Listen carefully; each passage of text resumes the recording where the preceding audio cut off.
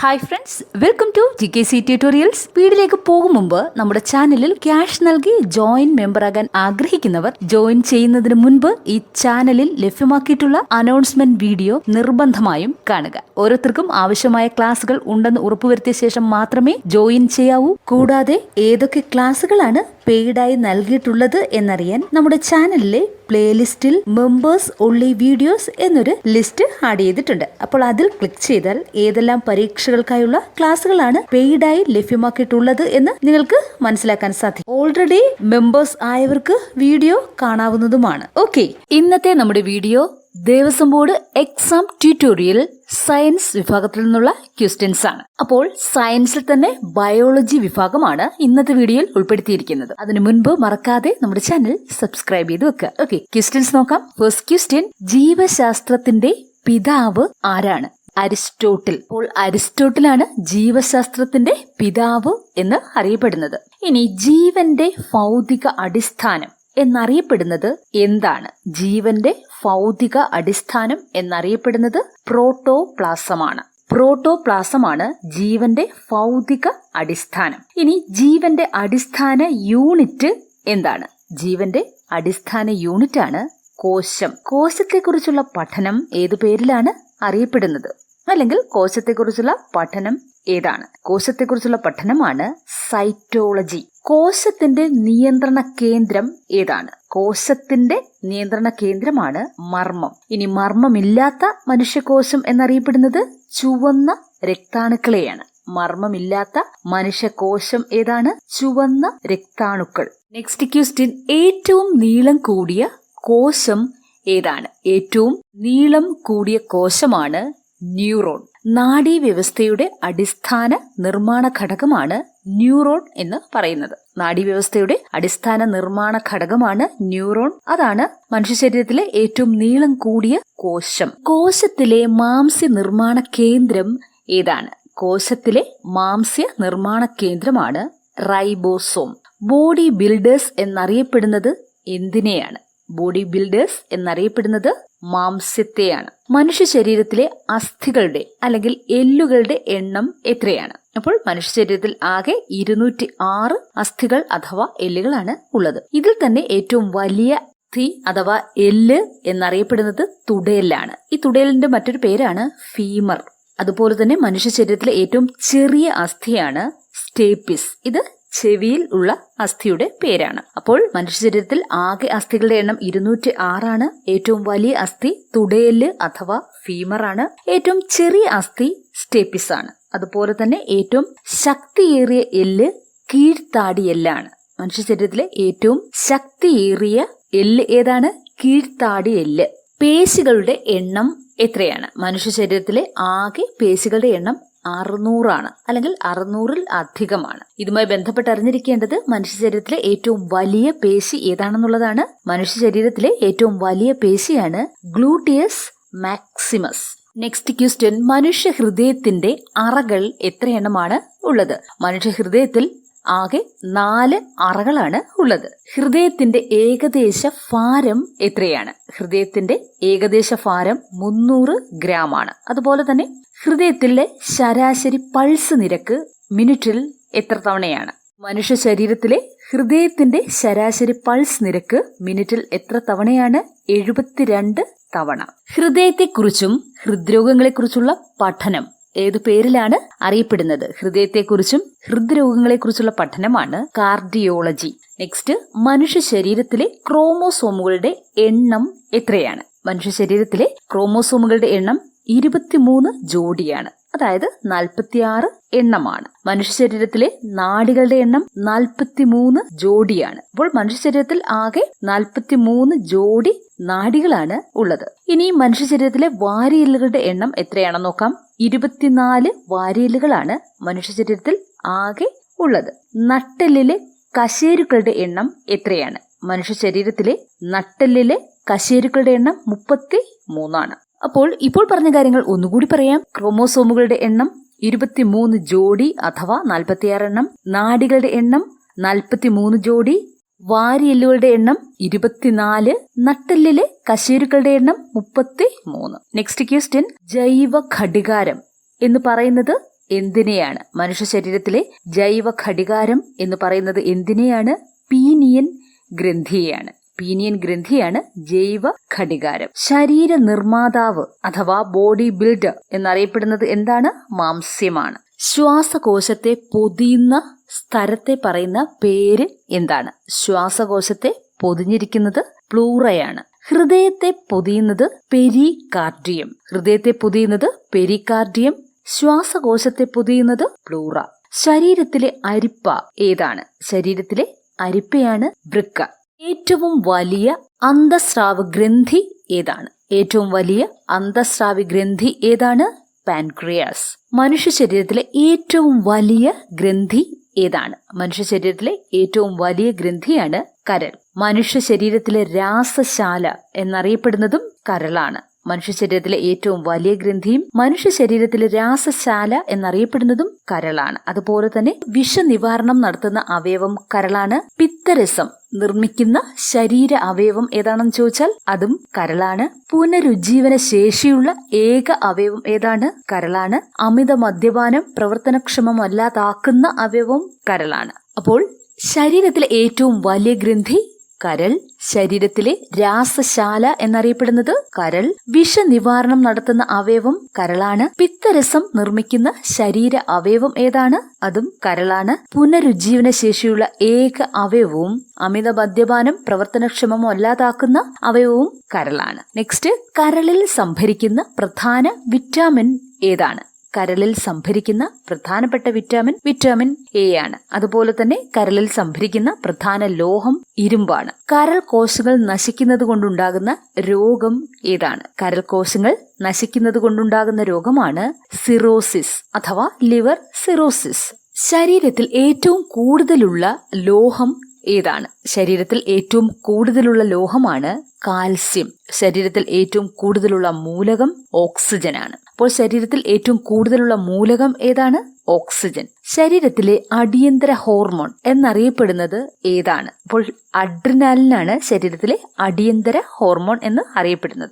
ശരീരത്തിലെ ഊഷ്മാവ് നിലനിർത്തുന്നത് ഏത് അവയവമാണ്? ശരീരത്തിലെ ഊഷ്മാവ് നിലനിർത്തുന്നത് ഏത് അവയവമാണ്? ഹൈപ്പോതലാമസ്. ശരീരത്തിലെ താപനില നിയന്ത്രിക്കുന്ന ഹോർമോൺ ഏതാണ്? ശരീരത്തിലെ താപനില നിയന്ത്രിക്കുന്ന ഹോർമോൺ ആണ് തൈറോക്സിൻ. ശരീരത്തിലെ പ്രതിരോധ ഭടന്മാർ എന്നറിയപ്പെടുന്നത് എന്താണ്? മനുഷ്യ ശരീരത്തിലെ പ്രതിരോധ ഭടന്മാർ എന്നറിയപ്പെടുന്നത് വെളുത്ത രക്താണുക്കളെയാണ്. ശുദ്ധരക്തം വഹിക്കുന്ന കുഴലുകൾ ഏതാണ്? ശുദ്ധ രക്തം വഹിക്കുന്ന കുഴലുകളാണ് ധമനികൾ. അതുപോലെ തന്നെ അശുദ്ധ രക്തം വഹിക്കുന്ന കുഴലുകളാണ് സിരകൾ. ശുദ്ധരക്തം വഹിക്കുന്നത് ധമനികൾ, അശുദ്ധ രക്തം വഹിക്കുന്നത് സിരകൾ. ഉമിനീരിലടങ്ങിയ രാസാഗ്നി ഏതാണ്?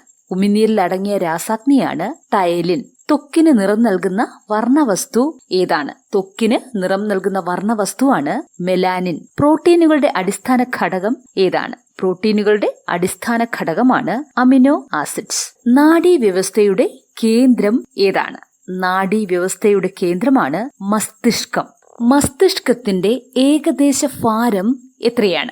മസ്തിഷ്കത്തിന്റെ ഏകദേശ ഭാരം 1400 ഗ്രാമാണ്. തലയോട്ടിയിലെ അസ്ഥികളുടെ എണ്ണം എത്രയാണ്? തലയോട്ടിയിലെ അസ്ഥികളുടെ എണ്ണം 22. മസ്തിഷ്കത്തിലെ വലിയ ഭാഗം ഏതാണ്? മസ്തിഷ്കത്തിലെ ഏറ്റവും വലിയ ഭാഗം സെറിബ്രമാണ്. സ്വബോധം, ഭാവന, വിവേചനം തുടങ്ങിയ മാനസിക പ്രവർത്തനങ്ങളുടെ കേന്ദ്രസ്ഥാനമാണ് സെറിബ്രം. ശരീരത്തിലെ ഐച്ഛിക ചലനങ്ങളെ നിയന്ത്രിക്കുന്നതും ഇന്ദ്രിയ അനുഭവങ്ങൾ ഉണ്ടാകുന്ന മസ്തിഷ്ക ഭാഗവും സെറിബ്രമാണ്. ഇനി ശരീര തുലന നില പരിപാലിക്കുന്നതും മദ്യം ബാധിക്കുന്നതുമായ തലച്ചോറിന്റെ ഭാഗം ഏതാണ്? ശരീര തുലന നില പരിപാലിക്കുന്നതും മദ്യം ബാധിക്കുന്നതുമായ തലച്ചോറിന്റെ ഭാഗം ഏതാണ്? സെറിബെല്ലം. ഇനി ശരീരത്തിലെ അനൈച്ഛിക പ്രവർത്തനങ്ങളെ, അതായത് ഹൃദയസ്പന്ദനം, ശ്വാസോച്ഛ്വാസം ഇവയെ നിയന്ത്രിക്കുന്ന മസ്തിഷ്ക ഭാഗം ഏതാണ്? ശരീരത്തിലെ അനൈച്ഛിക പ്രവർത്തനങ്ങളായ ഹൃദയസ്പന്ദനം, ശ്വാസോച്ഛ്വാസം എന്നിവ നിയന്ത്രിക്കുന്ന മസ്തിഷ്ക ഭാഗമാണ് മെഡുല ഒബ്ലാങ്കേറ്റ. വേദന സംഹാരികൾ പ്രവർത്തിക്കുന്ന മസ്തിഷ്ക ഭാഗം ഏതാണ്? വേദന സംഹാരികൾ പ്രവർത്തിക്കുന്ന മസ്തിഷ്ക ഭാഗമാണ് തലാമസ്. മനുഷ്യ ശരീരത്തിന്റെ ശരാശരി ഊഷ്മാവ് എത്രയാണ്? മനുഷ്യ ശരീരത്തിന്റെ ശരാശരി ഊഷ്മാവ് 37 ഡിഗ്രി സെൽഷ്യസ് ആണ്, അതായത് 98.6 ഡിഗ്രി ഫാരൻഹീറ്റ്. DNA-യുടെ പൂർണ്ണരൂപം എന്താണ്? ഡിയോക്സി റൈബോ ന്യൂക്ലിക് ആസിഡ് ആണ് DNA. ശരീരചലനം സാധ്യമാകുന്ന കല ഏതാണ്? ശരീരചലനം സാധ്യമാകുന്ന കലയാണ് കേശികല. മനുഷ്യ ശരീരത്തിലെ ഏറ്റവും വലിയ അവയവം ഏതാണ്? അതാണ് ത്വക്ക്. ഇതൊരു ആവരണ കലയാണ്. ശരീരത്തെ പൊതിഞ്ഞ് സംരക്ഷിക്കുന്ന കല ഏതാണ്? ശരീരത്തെ പൊതിഞ്ഞ് സംരക്ഷിക്കുന്ന കലയാണ് ആവരണ കല. തൊലിക്ക് നിറം നൽകുന്ന വർണ്ണകം ഏതാണ്? തൊലിക്ക് നിറം നൽകുന്ന വർണ്ണകമാണ് മെലാനിൻ. രക്തപര്യന വ്യവസ്ഥ കണ്ടുപിടിച്ചത് ആരാണ്? രക്തപര്യന വ്യവസ്ഥ കണ്ടുപിടിച്ചത് വില്യം ഹാർവി. മനുഷ്യരക്തത്തിന്റെ pH എത്രയാണ്? മനുഷ്യരക്തത്തിന്റെ pH 7.4. രക്തത്തിന് ചുവപ്പ് നിറം കൊടുക്കുന്ന വർണ്ണകം ഏതാണ്? രക്തത്തിന് ചുവപ്പ് നിറം കൊടുക്കുന്ന വർണ്ണകമാണ് ഹീമോഗ്ലോബിൻ. രക്തം കട്ടപിടിക്കുന്നതിൽ പ്രധാന പങ്ക് വഹിക്കുന്ന രക്തകോശങ്ങൾ ഏതാണ്? രക്തം കട്ടപിടിക്കുന്നതിൽ പ്രധാന പങ്ക് വഹിക്കുന്ന രക്തകോശങ്ങളാണ് പ്ലേറ്റ്ലെറ്റുകൾ. സാർവിക ദാതാവ് എന്ന് പറയുന്ന ബ്ലഡ് ഗ്രൂപ്പ് ഏതാണ്? സാർവിക ദാതാവ് എന്നറിയപ്പെടുന്ന ബ്ലഡ് ഗ്രൂപ്പാണ് O ഗ്രൂപ്പ്. അതുപോലെ തന്നെ സാർവിക സ്വീകർത്താവ് എന്നറിയപ്പെടുന്ന ബ്ലഡ് ഗ്രൂപ്പാണ് AB ഗ്രൂപ്പ്. സാർവിക ദാതാവ് O ഗ്രൂപ്പ്, സാർവിക സ്വീകർത്താവ് AB ഗ്രൂപ്പ്. പ്രായപൂർത്തിയായ അല്ലെങ്കിൽ മുതിർന്ന മനുഷ്യന്റെ ആകെ പല്ലുകളുടെ എണ്ണം എത്രയാണ്? പ്രായപൂർത്തിയായ അല്ലെങ്കിൽ മുതിർന്ന മനുഷ്യന്റെ ആകെ പല്ലുകളുടെ എണ്ണം 32 ആണ്. മനുഷ്യരിലെ ഉളിപ്പല്ലുകളുടെ എണ്ണം എത്രയാണ്? മനുഷ്യരിലെ ഉളിപ്പല്ലുകളുടെ എണ്ണം 8 ആണ്. അതുപോലെ തന്നെ പാൽപ്പല്ലുകളുടെ എണ്ണം 20 ആണ്. മനുഷ്യരിലെ കൊമ്പല്ലുകളുടെ എണ്ണം എത്രയാണ്? കൊമ്പല്ലുകൾ 4 എണ്ണമാണ് ഉള്ളത്. അപ്പോൾ പ്രായപൂർത്തിയായ മനുഷ്യന്റെ ആകെ പല്ലുകളുടെ എണ്ണം 32.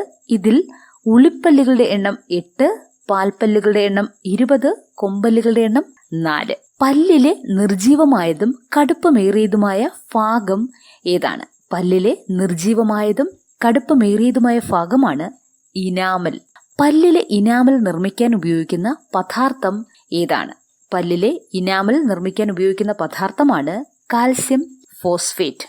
വായിൽ എത്ര ജോഡി ഉമിനീർ ഗ്രന്ഥികളുണ്ട്? വായിൽ എത്ര ജോഡി ഉമിനീർ ഗ്രന്ഥികളാണ് ഉള്ളത്? 3 ജോഡി. ഭക്ഷണത്തിലൂടെ പ്രവേശിക്കുന്ന രോഗാണുക്കളെ നശിപ്പിക്കുന്ന ഉമിനീരിലെ ഘടകം ഏതാണ്? ഭക്ഷണത്തിലൂടെ പ്രവേശിക്കുന്ന രോഗാണുക്കളെ നശിപ്പിക്കുന്ന ഉമിനീരിലെ ഘടകമാണ് ലൈസോസൈം. ദഹനത്തിന് സഹായിക്കുന്ന ഉമിനീരിലെ രാസാഗ്നി ഏതാണ്? ദഹനത്തിന് സഹായിക്കുന്ന ഉമിനീരിലെ രാസാഗ്നിയാണ് ടൈലിൻ. മറ്റൊരു പേരുകൂടിയുണ്ട് സലൈവറി അമിലേസ്. ആമാശയരസത്തിന്റെ pH എത്രയാണ്? ആമാശയരസത്തിന്റെ pH 1.2 ആണ്. കണ്ണിനെ കുറിച്ചുള്ള പഠനം ഏതു പേരിലാണ് അറിയപ്പെടുന്നത്? കണ്ണിനെ കുറിച്ചുള്ള പഠനമാണ് ഒഫ്താൽമോളജി. കണ്ണിലുള്ളത് ഏത് തരം ലെൻസാണ്? കണ്ണിലുള്ളത് ഏത് തരം ലെൻസാണ്? Convex lens. കണ്ണിന്റെ ആരോഗ്യത്തിന് ആവശ്യമായ വിറ്റാമിൻ ഏതാണ്? കണ്ണിന്റെ ആരോഗ്യത്തിന് ആവശ്യമായ വിറ്റാമിനാണ് വിറ്റാമിൻ A. കണ്ണിലെ ഐറിസിന് നിറം കൊടുക്കുന്ന വർണ്ണവസ്തു ഏതാണ്? കണ്ണിലെ ഐറിസിന് നിറം കൊടുക്കുന്ന വർണ്ണവസ്തുവാണ് മെലാനിൻ. അടുത്തുള്ള വസ്തുക്കളെ മാത്രം കാണാൻ കഴിയുന്ന നേത്രവൈകല്യം ഏതാണ്? അടുത്തുള്ള വസ്തുക്കളെ മാത്രം കാണാൻ കഴിയുന്ന നേത്രവൈകല്യമാണ് മയോപ്പിയ. ഇതിന് മറ്റൊരു പേര് കൂടിയുണ്ട് ഹ്രസ്വദൃഷ്ടി. മയോപ്പിയ പരിഹരിക്കാൻ സഹായിക്കുന്ന ലെൻസ് ഏതാണ്? അപ്പോൾ കോൺകേവ് ലെൻസാണ് മയോപ്പിയ പരിഹരിക്കാൻ ഉപയോഗിക്കുന്നത്. നിശബ്ദനായ കാഴ്ച അപഹാരകൻ ആരാണ്? നിശബ്ദനായ കാഴ്ച അപഹാരകൻ ആരാണ്? ഗ്ലോക്കോമ. കണ്ണുകളുടെ പ്രവർത്തനത്തിൽ ഏറ്റവും ആവശ്യമായ വിറ്റാമിൻ ഏതാണ്? വിറ്റാമിൻ A അഥവാ റെറ്റിനോൾ. ഇത് ഇലക്കറികളിൽ നിന്നാണ് കൂടുതൽ ലഭിക്കുന്നത്. അതുപോലെ തന്നെ വിറ്റാമിൻ D സൂര്യപ്രകാശത്തിൽ നിന്നാണ് ലഭിക്കുന്നത്. ഇനി വിറ്റാമിന്റെ കുറവിനാൽ വരുന്ന രോഗങ്ങൾ ഏതൊക്കെയാണെന്ന് നോക്കാം. Vitamin A. വിറ്റാമിൻ എയുടെ കുറവ് മൂലം വരുന്ന രോഗമാണ് മാലക്കണ്ണ്, നിശാന്തത. വിറ്റാമിൻ എയുടെ കുറവ് മൂലം ഉണ്ടാകുന്ന രോഗങ്ങൾ ഏതൊക്കെയാണ്? മാലക്കണ്ണ്, നിശാന്തത. വിറ്റാമിൻ ബി ഇതിന്റെ കുറവ് മൂലം ഉണ്ടാകുന്ന രോഗമാണ് ബെറിബെറി. വിറ്റാമിൻ B1ന്റെ കുറവ് മൂലം ഉണ്ടാകുന്ന രോഗവും ബെറിബെറിയാണ്. വിറ്റാമിൻ B3യുടെ കുറവ് മൂലം ഉണ്ടാകുന്ന രോഗം പെല്ലഗ്രയാണ്. വിറ്റാമിൻ B3 ഡെഫിഷ്യൻസി മൂലം വരുന്ന രോഗം പെല്ലഗ്ര. വിറ്റാമിൻ B6 ഇതിന്റെ കുറവ് മൂലം ഉണ്ടാകുന്ന രോഗമാണ് അനീമിയ. ഇനി വിറ്റാമിൻ സിയുടെ കുറവ് മൂലം ഉണ്ടാകുന്ന രോഗം സ്കർവി. വിറ്റാമിൻ ഡിയുടെ കുറവ് മൂലം ഉണ്ടാകുന്ന രോഗമാണ് കാണ അഥവാ റിക്കറ്റ്സ്. റിക്കറ്റ്സ് എല്ലിനെ ബാധിക്കുന്ന രോഗമാണ്. വിറ്റമിൻ കെയുടെ കുറവ് മൂലം വരുന്ന രോഗമാണ് ഹീമോഫീലിയ. അതായത് രക്തം കട്ട പിടിക്കാത്ത അവസ്ഥയാണ് ഹീമോഫീലിയ. ഇത് വിറ്റമിൻ കെയുടെ കുറവ് മൂലം ഉണ്ടാകുന്ന രോഗമാണ്. അതുപോലെ തന്നെ അയഡിന്റെ അഭാവം മൂലം ഉണ്ടാകുന്ന രോഗമാണ് ഗോയിറ്റർ. അയഡിന്റെ അഭാവം മൂലം ഉണ്ടാകുന്ന രോഗം ഏതാണ്? ഗോയിറ്റർ. മാംസ്യത്തിന്റെ അഭാവം മൂലം ഉണ്ടാകുന്ന രോഗം ഏതാണ്? മാംസ്യത്തിന്റെ അഭാവം മൂലം ഉണ്ടാകുന്ന രോഗമാണ് ക്വാഷിയോർക്കർ. അതുപോലെ തന്നെ കാൽസ്യത്തിന്റെ അഭാവം മൂലം ഉണ്ടാകുന്ന ഒരു രോഗമാണ് ടെറ്റനി. കാൽസ്യത്തിന്റെ അഭാവം മൂലം ഉണ്ടാകുന്ന രോഗം ഏതാണ്? ടെറ്റനി. അപ്പോൾ വിറ്റാമിന്റെ കുറവിനാൽ വരുന്ന രോഗങ്ങൾ ഏതൊക്കെയാണെന്ന് നോക്കാം. വിറ്റമിൻ എ കുറവ് മൂലം ഉണ്ടാകുന്ന രോഗങ്ങൾ മാലക്കണ്ണ്, നിശാന്തത. Vitamin B beriberi. Vitamin B3 pellagra. Vitamin B6 anaemia. Vitamin C scurvy. Vitamin D കണ rickets. Vitamin K haemophilia. Iodine goitre. മാംസ്യം ക്വാഷിയോർക്കർ. ലാസ്റ്റ് പറഞ്ഞത് കാൽസ്യത്തിന്റെ അഭാവം മൂലം ഉണ്ടാകുന്ന രോഗം tetany. Okay friends, this is all for today. ഈ വീഡിയോ നിങ്ങൾക്ക് വളരെയധികം യൂസ്ഫുൾ ആയെന്ന് തന്നെ വിചാരിക്കുന്നു. വീഡിയോ ഇഷ്ടമായെങ്കിൽ മറക്കാതെ ലൈക്ക് ചെയ്യുക, കമന്റ് ചെയ്യുക. നിങ്ങളുടെ അഭിപ്രായങ്ങളും നിർദ്ദേശങ്ങളും സംശയങ്ങളും കമന്റ് ചെയ്യുക. ഇതുവരെ നമ്മുടെ ചാനൽ സബ്സ്ക്രൈബ് ചെയ്ത് കാണുന്നുണ്ടെങ്കിൽ മറക്കാതെ സബ്സ്ക്രൈബ് ചെയ്യുക, സപ്പോർട്ട് ചെയ്യുക. Next video. Thank you for watching.